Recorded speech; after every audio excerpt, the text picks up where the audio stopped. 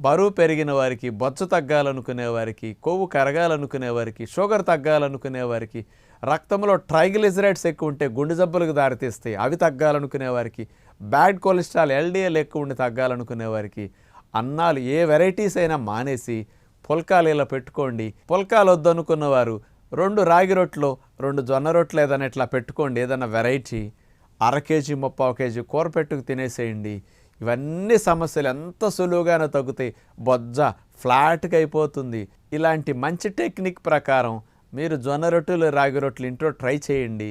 గుల్లగా మెత్తగా ఉంటాయి. పిల్లలకు కూడా ఇలాంటి పెట్టండి. మన వలే భవిష్యత్తులో పిల్లలకి జబ్బులు రాకుండా, షుగర్ రాకుండా, లావ్ అవ్వకుండా, స్లిమ్గా సన్నగా ఉండటానికి అన్నాలు మానండి.